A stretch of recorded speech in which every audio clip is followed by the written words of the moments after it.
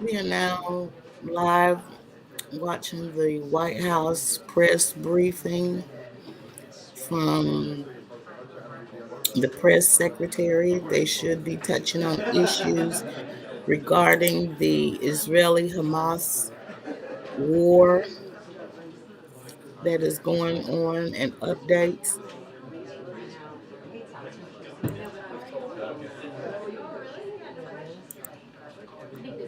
So the press secretary should be in momentarily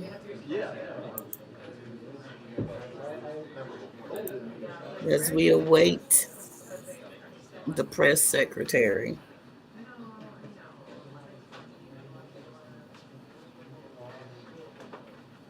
Sometimes we want to give you a few other updates while we wait on that. We Good have, afternoon, everybody. okay. Good to see everyone. I have a couple things at the top before I turn it over to the Admiral. As the conflict between Israel and Hamas continues, President Biden has made it a top priority to ensure that the Palestinian people receive urgently needed humanitarian aid. This is something he's been actively engaged on over the past week, including calls with President Sisi of Egypt and in meetings and calls with Prime Minister Netanyahu. We are glad to see the first convoys of humanitarian assistance over the weekend cross the border into Gaza and reach Palestinians in need. And we're grateful for partners involved in these efforts. It is important to keep Rafah crossing in operation and aid flowing without diversion from Hamas. Humanitarian assistance remains a critical and urgent need for Palestinians in Gaza. We know, and we understand this, that much more is needed, and this will remain a priority for us in the days and weeks ahead. I also wanted to say a few words about the supplemental request that we detailed to all of you on Friday. Under President Biden's leadership, we have rallied a global response to Putin's invasion of Ukraine and provided aid to Israel following Hamas's barbaric terrorist attack. We now need Congress to provide additional resources that will advance our national security and support our allies and partners in their fight against tyrants and terrorists. The supplemental the President put forward invests in American defense industrial base to ensure our military readiness, strengthen the American economy, and create American jobs, support Israel as it protects itself against Hamas, helps Ukraine defend against Putin's brutal invasion, provides humanitarian assistance to innocent civilians devastated by Putin's invasion and Hamas's horrific attacks, strengthens security and stability in the Indo-Pacific, provides alternatives to corrosive financing by the PRC, strengthens border security, and fights the flow of fentanyl. The world is watching, and the American people expect their leaders to come together and deliver on these priorities. We will continue to work with members of both parties to address these needs in a bipartisan agreement in the weeks ahead. And with that, Admiral John Kirby from the National Security Council is here to answer any questions that you have on Israel and any other foreign-related items. Admiral? Afternoon, everybody. Just to briefly recap events of the past few days, I thought it'd be good to kind of catch up here after the weekend.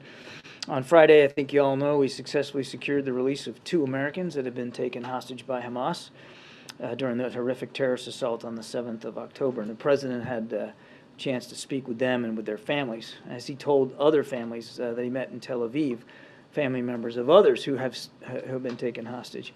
We have no higher priority than the safety of Americans that are being held around the world, and we're going to continue around the clock to see if we can get them home with their families where they belong. It is literally an hour-by-hour effort here at the White House and at the State Department to find out where these folks are and to try to make the effort to get them out and get them back. As Karine just spoke about, of course, first convoys over the weekend of humanitarian assistance across that border, and was able to reach Palestinians in need. And as she also said, we're going to continue those efforts going forward. It's important that the aid be sustainable, and that's what we're focused on. And of course, throughout the weekend, the president received briefings from his national security team on all the latest developments. And yesterday, as you know, he convened calls with Prime Minister Netanyahu, His Holiness, Pope Francis, and then, of course, with the leaders of Canada, France, Germany, Italy, and the United Kingdom. I'm sure you all saw the joint statement from all those leaders that they released last night. I won't reiterate it, but you can hopefully take away from that a real clear consistency and unanimity for Israel's right to defend itself against terrorism, while, of course, adhering to international humanitarian law, including the protection of civilians. Now, we've also seen over the course of the last few days, actually the course of the last week, but certainly over the last couple of days of the weekend, an uptick in rocket and drone attacks by Iranian-backed proxy groups against military bases housing U.S. personnel in Iraq and Syria. And we're deeply concerned about the potential for any significant escalation of these attacks in the days ahead. At the direction of President Biden, the Secretary of Defense has ordered the military to take steps to prepare for this, to ensure that we're postured appropriately, both in terms of being able to defend our forces and respond decisively as needed. Secretary of Defense has directed 2 carrier strike groups to the region, and we are now sending more air defenses to U.S. air bases in the region. Now, we know these groups are supported by the IRGC and the regime. We know Iran continues to support Hamas and Hezbollah. And we know that Iran is closely monitoring these events, and in some cases actively facilitating these attacks and spurring on others who may want to exploit the conflict for their own good or for that of Iran. We know Iran's goal is to maintain some level of deniability here, but we're not going to allow them to do that. We also are not going to allow any threat to our interest in the region to go unchallenged. We demonstrated last week that we have and will use the military capables available to us to protect and defend those interests. And those capabilities are getting bigger and better every day. As President Biden has said, our message to any hostile actor seeking to escalate or widen this conflict is very simple. Don't do it. With that, take some questions. John, is it your view that the Israelis should begin their Gaza offensive whenever they feel ready? It's our view that the Israeli Defense Forces, Steve, need to decide for themselves how they're going to conduct operations. We're not in the business of dictating terms to them, and we're certainly not going to be in the business here from the White House of previewing any future operations one way or the other. That would be inappropriate. Secondly, you said that Iran is actively facilitating these attacks. What are you seeing? What exactly are they doing? Oh, their support for these Iran-backed proxies is no secret. It's pretty open, and they've made no secret of it. Funding, resourcing in terms of providing the rockets and the munitions that they fire, training for some of these guys. I mean, there is a connection between these groups and the IRGC, a very direct connection. Go ahead, MJ. We have reported that the administration has been urging Israel to delay a ground invasion. Can you tell us whether other countries are making the same request? Is there a coordinated effort on that front? MJ, I won't speak for other nations and what communications they might be having with Israel. I can tell you, we have since the beginning of the conflict, in the early hours, maintained a level of communication with our Israeli counterparts to ascertain their intentions, their strategy, their aims, to see what their answers are to the kinds of tough questions that any military ought to be asking before you launch any kind of a major operation. Have you thought through the branches? Have you thought through the sequels? Have you thought through the unintended consequences? And so we are in active conversation with them about that. And John, we've seen a number of leaders travel to Israel or commit to traveling to Israel, of course the president himself. Is it your understanding that there would not be a ground invasion as long as there's a head of state in the country? That is a question for Israeli officials to speak to, MJ. Again, I just don't want to be in the position where I am speaking for the Israeli Defense Forces. And just another quick topic.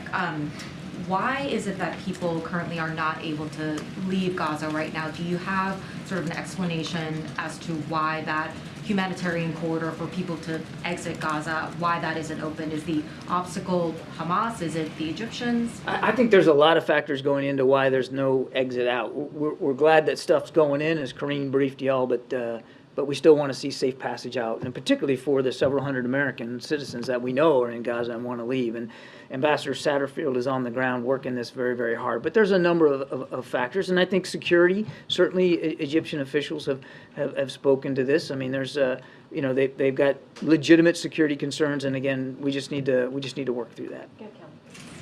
Admiral, can you tell us the latest on the status of hostages and the work to try to release additional hostages? Do you see a category of those being held who might be sort of the next available to be released if that were to take place? Can you give us a sense of what that picture looks like? I wish I could, Kelly. I really do. And these are all great questions, but unfortunately where we are right now in the process makes it impossible for us to publicly detail the efforts that are going on. We are grateful for all the help we got, and we got help getting those two Americans out, the mother and daughter, and we're glad that they're okay and they're going to be reunited with the families and come back home. But there's a bunch of others that aren't. Now, a small group we still think are Americans, and then there are dozens and dozens from other countries, and obviously Israel as well. And there's just a lot of effort going on, a lot of conversations and discussions with partners in the region, and I think it's just best if we don't detail that. Do we have more specificity on the number of Americans? It's floated from a handful to as many as 10. Anything more on that? I want to be careful here because the numbers, as you rightly said, have fluctuated since the last time I talked to you. Certainly now we're glad to know that the number is down by 2, obviously. But we still have about 10 unaccounted for Americans, and it's not exactly clear to us where those 10 people are. So I would still categorize it as about a handful. And I know that's not the specificity you want, but that's really as detailed as I think I should get today. One last issue. There's a dual national from Maryland, young man who went to serve in the IDF, who was killed in action. Can you speak to that situation, if the president has reached the family or has any intention to do that? Any particulars there? Well, we certainly offer our deepest condolences to the family. That's news no mom and dad ever want to get. I don't have any communication to speak to one way or the other, but again, our thoughts and prayers go to the family, sure. John, on a post-Hamas Gaza, if that were to happen, is there anything that you can share on what conversations the U.S. is having on what that post-Hamas Gaza would look like and who would run things? Really, that's going to be a conversation that Israeli officials, need to start having amongst themselves. And I think, again, without speaking for them, I don't think I'm going too far to say that the focus right now is on going after Hamas, where they are in Gaza, getting humanitarian assistance in, getting people out. That's where our focus is, and I know the focus of our Israeli counterparts is certainly on prosecuting these operations against Hamas. I think the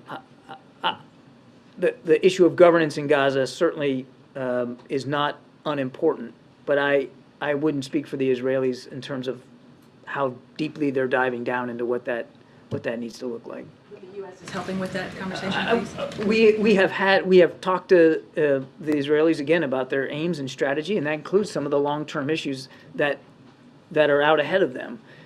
But I think you can understand appropriately right now that the focus is on the operational picture. And on the normalization process, can you say if Saudi Arabia has provided a list of requests for what it would like to see for those talks to start again between Saudi Arabia and Israel? I'm not tracking or aware of a specific threat. Now, you're talking post-October 7th. I'm not aware of some sort of new list or homework assignment that they've submitted. We still believe that those talks are important. We still want to pursue normalization. We understand that both in Israel and, of course, in Riyadh, there's a different focus right now. We get that. But we still believe there's great value in pursuing normalization, and we have every intention of keeping that going. Thank you, Admiral. What kinds of humanitarian aid would the U.S. like to see reaching the Palestinians before Israel launches a ground invasion? Can I bifurcate that question? Because I'm not going to sit here and assume that there's going to be some sort of a ground invasion, and I'm certainly not going to speak to hypothetical timing if there's going to be. Let's just talk about humanitarian assistance writ large. And you heard Karine, we are getting food, water, medicine in to Gaza, not enough. I mean, there's been, I think, 3 convoys some little less than 60 trucks. That's a good start, but it is just a start. We want to see it keep going, and I think over coming days you're going to continue to see convoys of trucks getting in. But it's also, fuel is also an issue. We know that you need fuel to run power generators in hospitals. You need fuel to run the pumps in the desalination facilities so that people can drink fresh, healthy water. So fuel is another thing that we're working on. But whether or not there is a ground invasion, do you view humanitarian aid getting there first as important?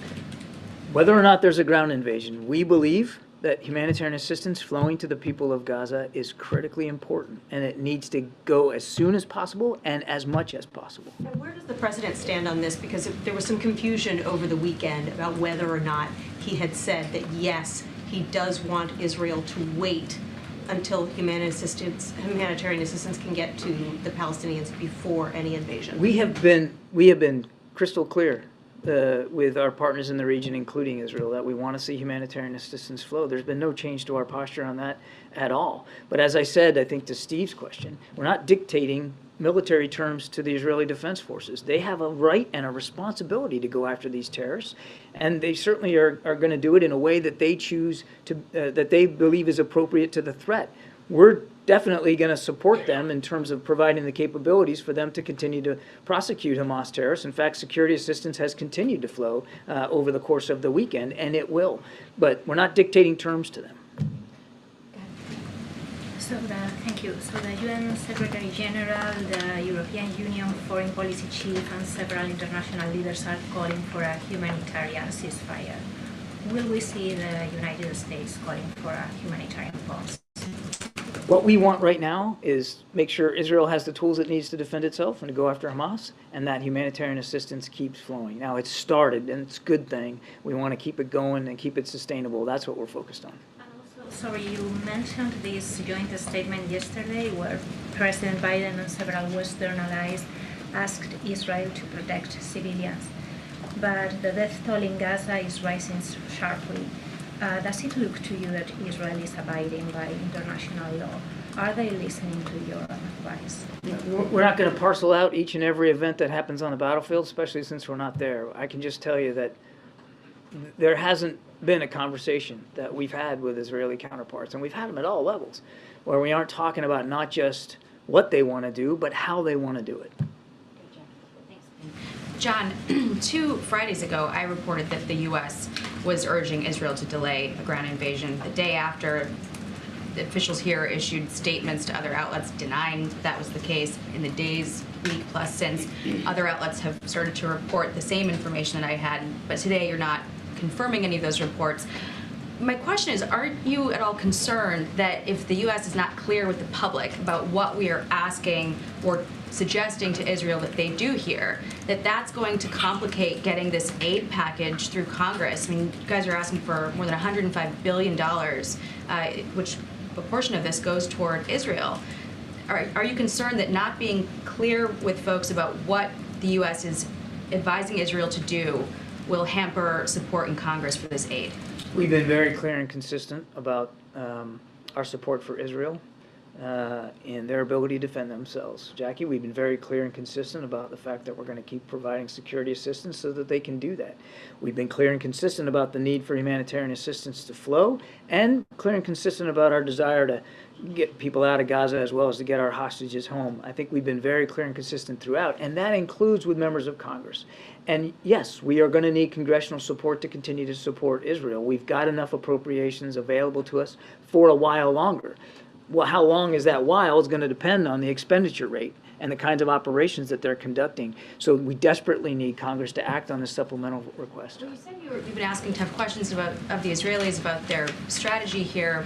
Are you liking the answers that they're giving you? No, I'm not going to talk about the details of the conversations that we're having. Again, these have been clear and consistent conversations. Again, making sure that they have what they need and that they are thinking through. That we are asking them what their answers are to the kinds of questions that any military ought to be asking itself as it conducts operations. But on the aid portion, how, for instance, are you going to convince people that this is not going to get into Hamas's hands when, for instance, We saw fraud with something like COVID relief money in the U.S. And we're now talking about securing an understanding with Hamas, a terror group, about how this humanitarian aid should be used. I mean, how can you convince people that that is going to be a worthwhile, necessary, and secure endeavor? We certainly share concerns about any diversion of humanitarian assistance for Hamas purposes. I mean, for instance, fuel's a good example. You know, that we know that they need fuel to be able to electrify and to power up their tunnels, for instance, you know, keep the lights on. So we understand that. We're not blind to the potential concerns here over diversion, which is why Ambassador Satterfield is on the ground. His whole purpose is to make sure that that humanitarian assistance can get to the Palestinian people. We have seen no indications as of today that any of the trucks that Karine talked about, any of the material in those trucks, have been diverted to Hamas or been absconded by Hamas. That, in fact, every indication that we have is that it has, in fact, gone to the Palestinian people who are in desperate need for it. I would remind folks that we have trusted partners on the ground, humanitarian aid organizations, and of course the UN Relief Agency is on the ground, and they very much are taking a personal stake, a professional personal stake, in making sure that that aid is getting where it's needed. We're going to watch it. Obviously, we're going to watch this closely. We don't want to see Hamas benefit any more than anybody else does. Just following on that, how does the U.S. go about knowing that it is getting to who it's supposed, the aid is getting to who it's supposed to get to, and not Hamas isn't taking a bit off the top? And then second, could you confirm that the president has sent Lieutenant General James Glynn and some other folks to advise the Israelis? So on your first question, Amr, in fact, I'm going to write these down because I'm going to probably forget. But on your first question, as I said, we're working with trusted partners on the ground, including the UN. And that's the way we do it in so many countries around the world, where we don't have a footprint. We don't have or any regions of the world, where we don't have a footprint. I mean, we're not on the ground to personally inspect these things, but we do have trusted partners on the ground, including the UN and some of these aid organizations, who will report what they're seeing and where they're taking this material and who's getting it. So we'll stay in close touch with them, and we all share the same desire that Hamas not be able to divert any of this stuff for their own purposes. We all share that desire. And it's not just the United States. You said, how's the United States going to monitor? The whole international community has a stake here in making sure that the people of Gaza get this food, water, medicine, and other vital needs met. On your second question, what I can tell you is that that there are a few relevant military officers with experience, the kinds of experience that we believe is appropriate to the sorts of operations that Israel is conducting and may conduct in the future, to go over there to share some perspectives from their own experience and to ask the hard questions, the same hard questions that we've been asking of our Israeli counterparts since the beginning. Can you say how many? A few. A few. Thank you, Admiral. Israel has repeatedly said that its top priority is destroying Hamas. So what is America's top priority? And are the two countries on the same page here? America's top priority, I think President Biden made that clear when we were over there, is to make sure that Israel has the tools and the capacity and the capabilities to go after Hamas terrorists, and to make sure humanitarian assistance flows in, and to make sure we can get innocent civilians who want to leave Gaza out, including American citizens. If Israel does begin this ground invasion, could you just outline how this would complicate getting the remaining hostages out and how it would impact America's strategy? Again, I just don't think it's wise for me to get up here and do a bunch of speculating and hypothesizing about operations that haven't happened yet. We'll let the Israelis speak for themselves and for what operations they're going to conduct. All I can tell you is we're going to make sure that they have what they need to do it, and that the humanitarian assistance keeps flowing. Well, are there any differences? Because you outlined 3 top priorities for America, and Israel has repeatedly said the top priority is destroying Hamas. So how can you achieve all of the priorities from America at the same time Israel gets their top priority? We agree that the top priority has got to be going after Hamas. There's no daylight here. We also think it's important for humanitarian assistance to flow and for our hostages to get home with their families, and we're working all 3 of those things. Okay. Way in the back. Thank you. Have you been tracking new reporting coming out that Hamas and the Red Cross are working together to exchange another 50 Israeli and dual citizenship hostages? Is there anything you can say about that? No, I cannot. And then another question on Iran. Some officials have expressed concern over escalation, particularly with Iran, and Iran's foreign minister warned, quote, anything would be possible at any moment and the region will get out of control. So have you seen any indication that Iran is preparing to further expand this conflict more so than what we've already seen? I touched a little bit on that in my opening statement. We know that they're supporting these groups. We know they've supported Hamas and Hezbollah. We know they're monitoring these events very, very closely, and in some cases urging on some of these groups. And that's why I made it clear the president does not want to see this conflict widen. We have added additional military capability into the region to deter any such action, and we will act appropriately to protect and defend our national security interests in the region. You saw that just last week when a guided missile destroyer shot down missiles and drones that were potentially on their way into Israel. We take those responsibilities seriously, and anybody else in the region ought to be paying attention to that. Thank you, Karine. John, do you have an update on whether Iran was directly involved in the October 7th attack on Israel? Because some Israeli officials say that they have evidence, but they have not presented any yet. Yeah, I would say we're in the same place we were. We know there's complicity here by Iran. As I just said, they've been supporting Hamas for years, a couple of decades, and Hamas wouldn't be able to function or exist without Iran. But I can't stand here before you and say that we've seen a particular piece of intelligence that shows that they were participating in, witting of, directing what happened on October 7th. But again, nobody's doubting, nobody's walking away from the fact that Iran does bad things with bad people in that part of the world. How does the White House see China's role in the Israel-Hamas conflict, and what's your reaction to China sending 6 warships to the Middle East? I'll let China speak for their foreign policy in the region and whatever their take is. I've seen them call for both sides to ratchet down the violence. We've been clear about where we are, and we're on Israel's side here. Israel needs this support to go after Hamas terrorists. That's not going to change. And I'll let them speak to their naval maneuvers and where they're putting their ships. Talking to China or Russia on the Israel-Hamas conflict, or not? I know of no particular conversations we've had bilaterally with either country thus far. Thanks, Karine. John, speaking of the Americans in Gaza, some are being told that by the State Department, by the administration, to go to the border. We were told on Saturday, or they were told to go to the border, but they obviously could not leave. Are you still advising Americans to go to the border? What's the hold up there?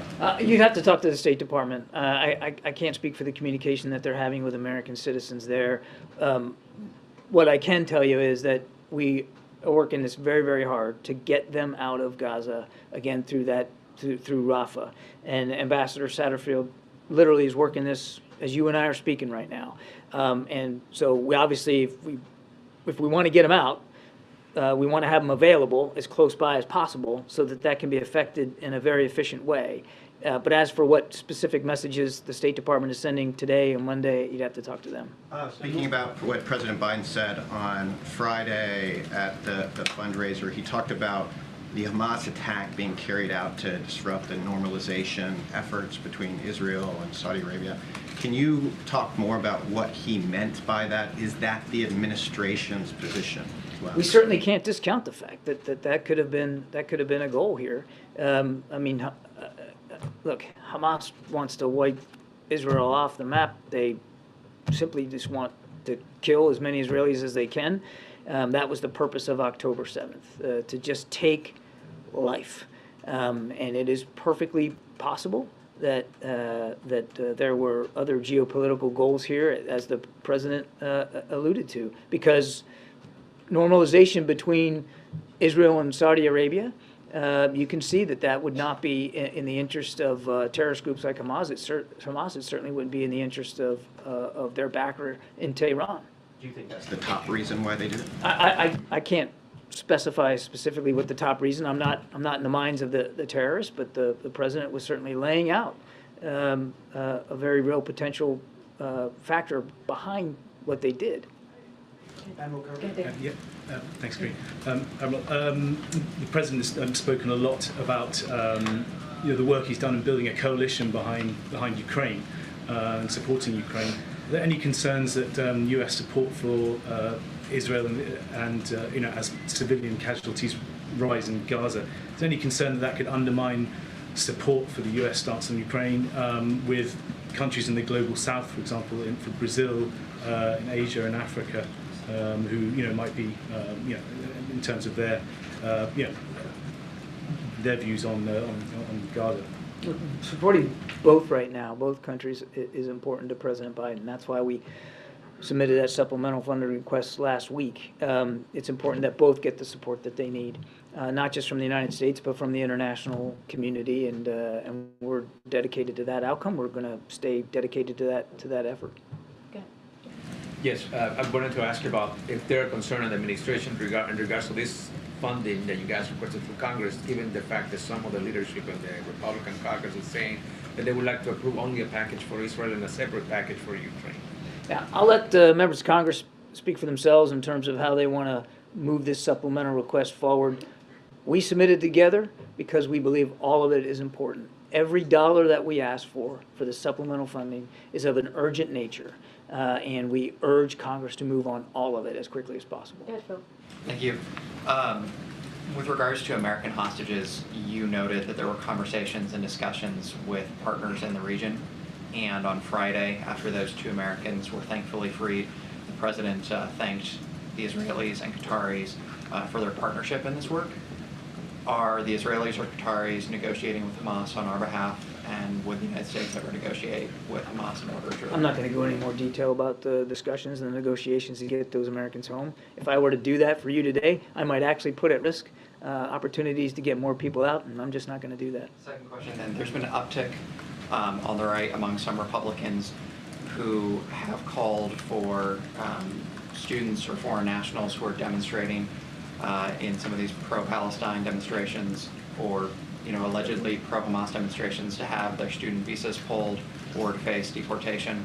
What is the administration's response to those kinds of remarks and that kind of rhetoric? I would just tell you, you don't have to agree with every sentiment that's expressed in a free country like this to stand by the First Amendment and the idea of peaceful protest. I'll leave it at that.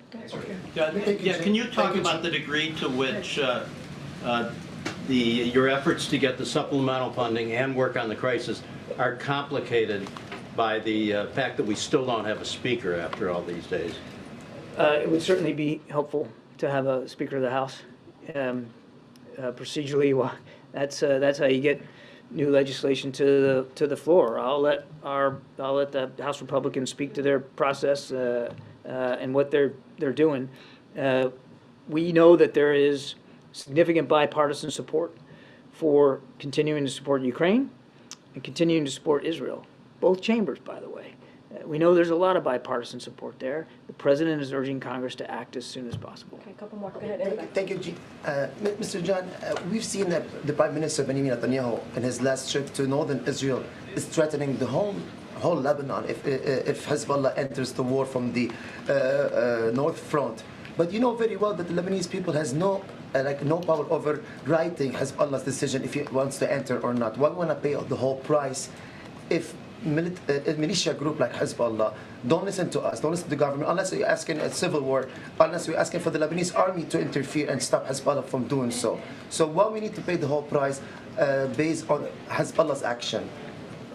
I didn't understand the exact question. So as Lebanese, not pro-Hezbollah, why we need to pay the price if Hezbollah enter the war? Why do the Lebanese people need to pay the price? price? Because Netanyahu said he's going to bring Lebanon to the Stone Age. And do you think we're all happy to see that happening in our home? Look, we know that Hezbollah does not speak for the Lebanese people, the vast majority of the people of Lebanon. We know that, any more than Hamas doesn't speak for the aspirations of the vast majority of the Palestinians living in Gaza. We have said from the very beginning, we don't want to see any actor try to take advantage of this situation to widen or deepen the conflict, and that certainly includes Hezbollah. And that's why the president has added additional military forces to the region, and more forces will be coming in days and weeks ahead to try to deter any actor from widening or deepening this conflict. I understand the question. I don't think at this stage it's helpful to speculate about something that hasn't happened and hopefully will not happen. What I can tell you is we know we have significant national security interests in the region, and we're going to work to protect and defend those interests with additional military capability. And any actor who's beginning to think about entering in and widening or deepening this conflict ought to take a look at how seriously we're taking our responsibilities. So adding more military, and so can we understand what is the job description for these two ships? Is it only to supply military aid for Israel, or also could be possible to enter the war if anything had break in that region? Just a bit of information regarding that matter. Well, first of all, it's not two ships, it's two carrier strike groups. There's a lot of ships in a strike group. I can speak from experience on that one. And you got the Gerald R. Ford strike group that's in the Eastern Mediterranean. You saw Secretary of Defense Austin announce that the Eisenhower strike group, which is still crossing the Atlantic right now, will operate for a time in the Med, and then she's going to go on through and into the Central Command Area of Responsibility, the Middle East, the Gulf region. They are there for two purposes, and I'm going to say it again, and you're probably sick of me saying this, but it's true. One is to deter any other actor from widening, deepening this conflict. And two is to make sure that we are ready, poised, and able to protect and defend our national security interests in the region writ large. That's what they're there for. Okay, go, John. Thanks a lot, Karine. John, in regards to the emergency supplemental, you've spoken before about the emergency need for funding for Ukraine. I was wondering if you can talk about what you see about the urgency for funding Israel, why that portion of the aid that you are requesting is so necessary right now. Because if we don't get relief, John, we could potentially have a lapse in our ability to provide those kinds of munitions to Israel. We have existing appropriations, funds available to continue to support Israel for a time, for a short time. Again, I can't be perfectly specific because a lot of it depends on the pace of their operations and what they're going through. We also need to make sure we have appropriations to replenish DoD stocks. We have national security interests around the world as well that we have to meet. And we've provided an awful lot out of our inventory. We need to be able to replenish that. But it's vitally important. And then just to put a fine point on this, I mean, the figure we asked for, which is a little bit more than 14 billion, was directly after consultations with our Israeli counterparts. We didn't pull that number out of thin air. It absolutely was a result of the conversations that we had with the Israelis about the kinds of needs that they have for as long as they think they might need them. Separately, on the hostages, a spokesperson for Hamas has suggested that Hamas would release all of the hostages that are in Gaza right now in exchange for a ceasefire. Do you view that as a credible offer? We got to take anything that Hamas says with a huge grain of salt. We don't take anything that they say at face value. Here's an idea, and it's just an idea I'll throw out there. They could release them all now. Just let them go now, because these people didn't do anything wrong. They're just innocent civilians being caught up in this conflict. Let them go now. Now, I recognize that's not going to happen, which is why we're going to keep working with our partners in the region to do what we can to get them released.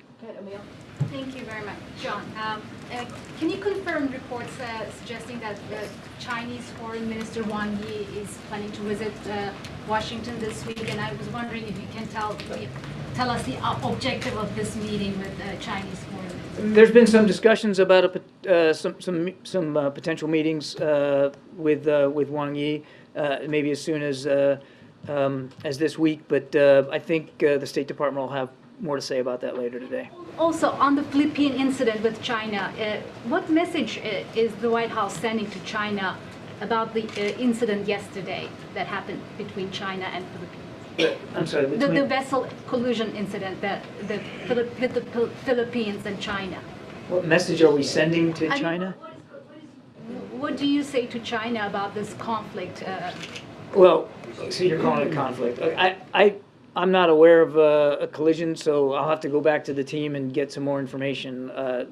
But just broadly speaking, we've been very clear about the intimidating, coercive, and frankly, in some cases, reckless behavior by the PLA Air and Maritime Forces, as well as their so-called Coast Guard, in terms of bullying the navies and Coast Guards and fishing vessels of neighboring states. We've been very clear that's unacceptable. It needs to stop. But I can't tell you about the specific event because this is the first I've heard of it. All right, we've got to wrap it up. Go ahead in the back. John, you were talking in addition to the carrier strike groups that there'd be more forces in the days and weeks ahead. Can you outline what you were talking about, what that might look like? No. All right. I want to know how that would be consistent with the president's promise back in 2019 that he's getting out of the forever wars if you're adding more troops. This looks like the exact opposite. The whole reason we're sending that stuff over there is to prevent any widening or deepening of this particular war. It's all about deterrence. And you heard the Secretary of Defense talk. It's not just about naval forces. We're adding some air defense systems and some aircraft squadrons to the region as well. It's all about preventing war. It's all about preventing it. Can you give Thank you. a timeline of what that might look like? No. Oh, yeah. Thank you very much, Karine. There is no doubt that the U.S. is known for human rights values around the world. Don't you think the U.S. has delayed this time as far as human rights are concerned, what is happening in Palestine since day one? No. I couldn't disagree more with you, sir. Not at all. I mean, from the very beginning, early hours of this conflict, we made clear, not just to our Israeli counterparts, but to the American people and people around the world, that we take the respect for innocent life seriously. And we have been talking about the law that the president made after the attacks of October 7th, and see it right there.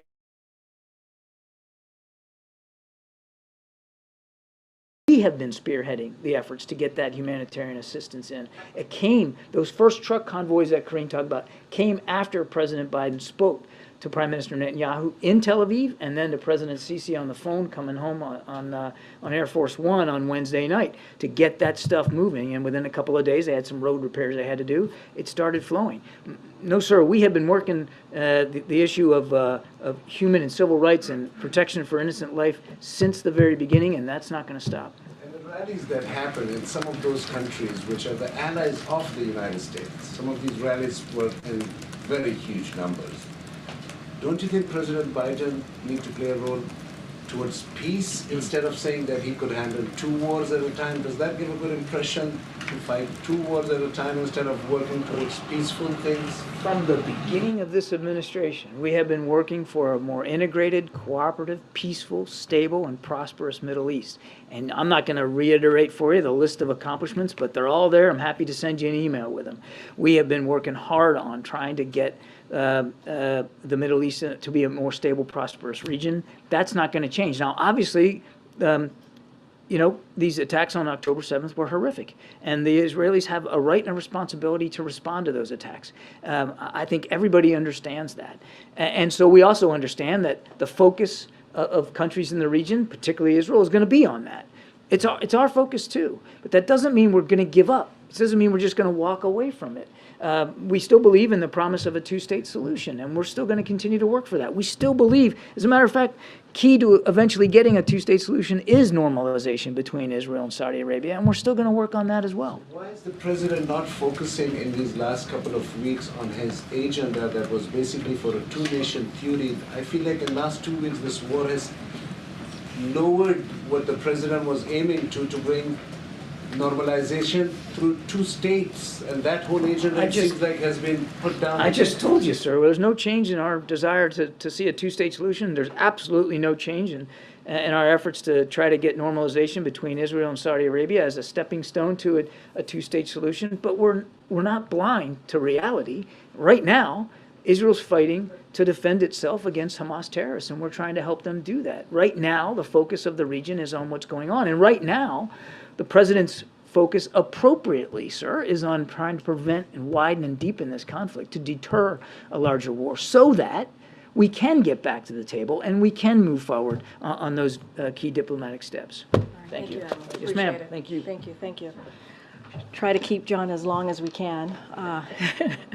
But the president's going to be starting his event pretty soon. If folks have any other additional questions, I'm happy to take them. Go ahead, Alma. Just on the state visit, was there any thought of postponing because of the war in the Middle East? And just more broadly, is there any concern that such a celebration come off as turn a little tone deaf concerning all the suffering both in Israel and Gaza? No, appreciate the question, and obviously we've seen some of these reportings. Look, we believe that there's no more important time than now to have this state visit with the Australians and to demonstrate, of course, our strength and partnership and alliances, right? As we continue to have conversations with our partners, have conversations with our allies, right? As we are continuing to see the invasion that continues in Ukraine, right? So having these conversations with one of our allies, like Australia, is incredibly important. And so that's what you're going to see. You're going to see two leaders come together, continuing to talk about the partnership that they're hoping to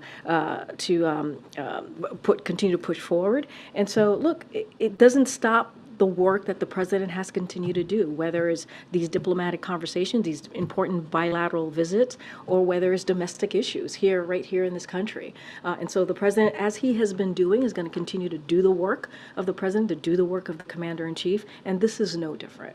Just one more real quick. UAW expanded its strike today. Is it time for Gene Sperling and Acting Secretary Sue to be on the ground in Detroit? Well, as you know, they have been to Detroit in the past couple of weeks.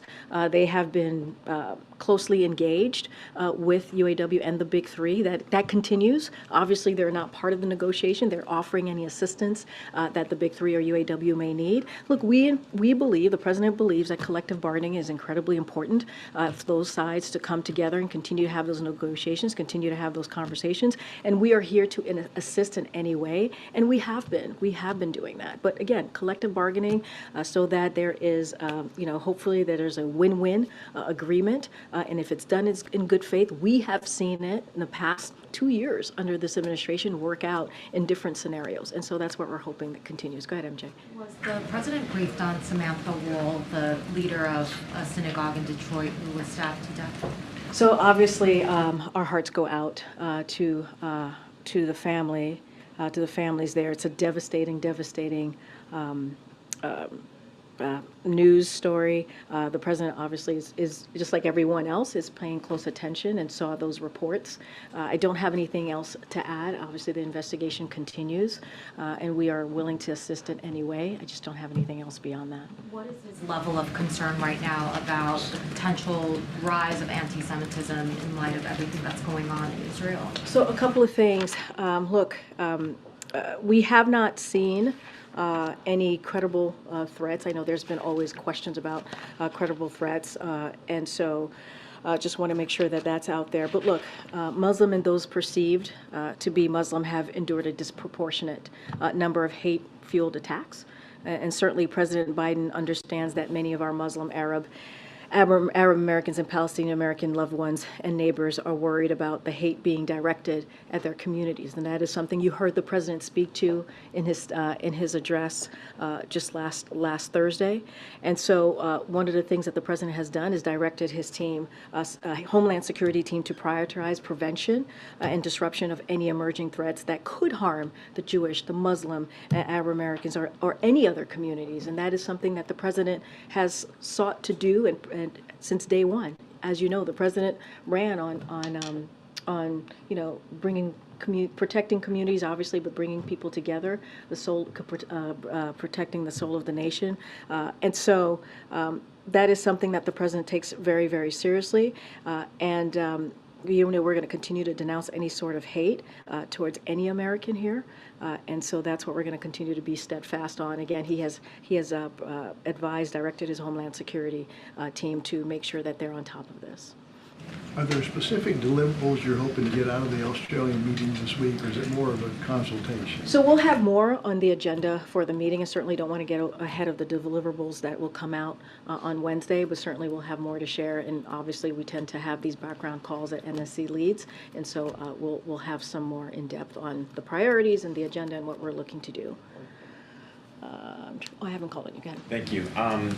I know John Kirby addressed the protests on college campuses, and I appreciate that the president respects First Amendment rights to protest. but does the president view anti-Israel protests and sentiment on college campuses as anti-Semitism? So look, I'm not going to get into what's happening across the country and at different universities. Not going to get into the specifics. As the Admiral said, the First Amendment right? That's what something, peaceful protest is really part of our democracy, being able for folks to be able to express their feelings. I'm not going to get into any specifics on that. The president has been very clear in wanting to make sure that Jewish Americans, wanting to make sure that Arab Americans, Muslims are protected here. That is what he believes in, that they have the right to live their lives and to feel protection and to feel like they're able to be part of a community. The president has been very, very clear on denouncing any type of violence. And so as it relates to peaceful protesting, people have the right to do that. But we're just not going to get into blow-by-blows of what's going on across the country. The president has been very clear, very clear. Blow by blow, but the president himself said silence is complicity. So if there's anti-Semitic letters being sent by students or protests, sentiment at protests, of course, the president doesn't is against anti-Semitism. Of course. This is a president that you have heard me say wants to protect communities, whether it's the Jewish community, the Arab American community, the Palestinian community. This is someone who is going to speak out against anti-Semitism, of course. But you're asking me, you were kind of conflating the two. You were asking me about protest, and you were asking me about this question. If you talk to a lot of the protesters, you'll hear I hear anti-Semitic you. comments. And we're going to always denounce, genocide. we're always going to denounce anti-Semitism. But at the same time, people have the right to peacefully protest. But we, in this administration, are going to always denounce anti-Semitism, any form of hate, whether it's against the Jewish community, right? Anti-Semitism against the Muslim community, Arab American community, or the Palestinian. We are going to denounce any form of hate that comes towards those communities. As it relates to protests, peaceful protests, people have the right to do that. But this is an administration, obviously, that's going to be very forceful and very clear about denouncing anti-Semitism. Go ahead, Phil. A new Harvard-Harris poll just came out, which showed that a slim majority, 51%, of 18 to 24-year-olds in the United States think that the violence in Israel can be justified by the grievance of Palestinians. I know that you've been unequivocal in saying that the president is going to denounce anti-Semitism, and he has. Is there anything in particular that the administration is planning to do to take this argument to those college students or those younger generations who seem to be open to the idea that there are two sides to this thing? I don't have anything to lay out on any specific conversations or outreach that the president's going to do to students. As you know, we have an Office of Public Engagement here. We have other offices here at the White House that is constantly engaging with communities, including the young community. I just don't have anything specifics to your question on the president's schedule to do that. I'm going to see who I have not called on. Jackie, I've called on you. Go ahead, way in the back. Karine, when it comes to these different wars, Admiral Kirby made it clear deterrence, right? Send these strike groups to the Mediterranean so that no one else gets involved. But it seems like our deterrence in Russia did not work. Our deterrence with North Korea building up its stockpile didn't work. Now here in the Middle East, our deterrence hasn't worked. What are we doing to make our deterrence actually have teeth? I mean, look, in Ukraine, specifically, as you mentioned, with Russia, remember the first days of that war or of that invasion, Russia was supposed to take down and take over Kyiv. And it is because of what this president was able to do to bring together more than 50 nations, our allies and partners, and also to continue to provide the assistance that Ukraine has been now to fight off, right? To fight off what's going on in their country. It's been impressive. You all have reported how impressive that the Ukrainian people have been. And so that is going to continue.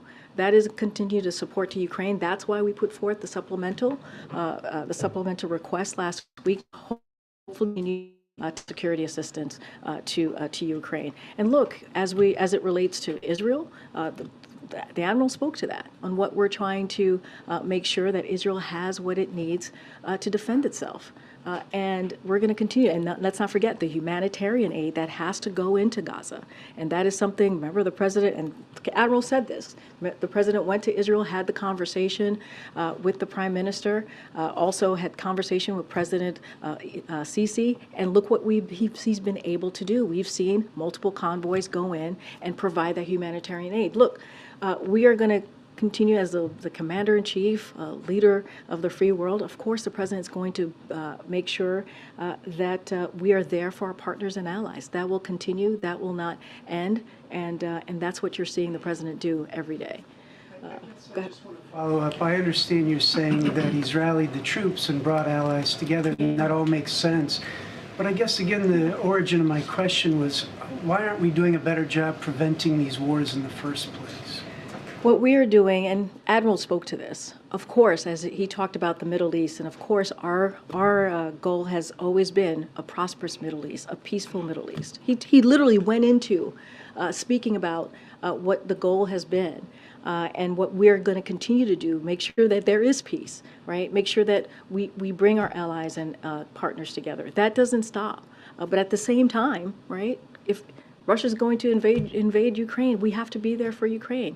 Right, trying to take over their sovereignty, their democracy. We have to be there, right? If we have to be there for Israel, as they fighting off a terrorist organization, right? Innocent people are being killed, and so the president's going to be there for that.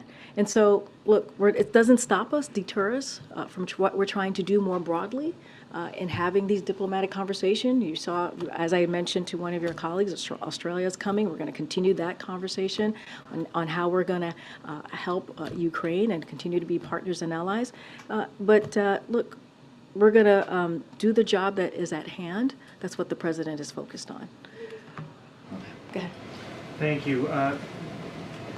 We haven't really in this briefing, we've been mainly covering foreign policy. The president's event that he has coming up, which is on a domestic investment part of his agenda, does the president see any frustration in the fact that so much of the attention is on foreign policy, that the domestic agenda is sort of less in the news on a day-to-day basis, particularly with what's going on in the Middle East, or is that just the reality of the way the world is? I mean, it is the reality of where we are and what's being reported by all of you, right? It's just the reality of where we are. Look, but it doesn't stop the president, like you said, for today, right? Making announcements that's important to the American people, right? The American people want us to see them delivering, whether it's the economy, whether it's healthcare, whatever issues that is important to them. It's the president's going to make a big announcement in a couple of minutes that you all have reported. Actually has gotten great coverage on what he's trying to do and will be announcing today. And look, you know, it doesn't stop the president from doing the job that he has to do every day. And you've seen him do that, whether it's foreign policy, whether it's domestic issues. We try to hit that every day, and you hear the president talking about that every day. There are incredibly important issues that are top of mind for Americans that the president's not going to stop talking about. And as you all know, the president has multiple things to do all at once. And that's what you're going to see him do today. That's what you're going to see him do on Wednesday when he welcomes the Australia Prime Minister. And that's what you saw him do last week when he went to Israel. And not just that, had conversation with the president of Egypt, right, to make sure that things are moving forward and making sure that we're getting that humanitarian aid into Gaza. None of that stops. None of that stops. I think I have to go. All right, thanks, everybody. We'll see you tomorrow. Thank you very much. Did he speak to Israel, the president?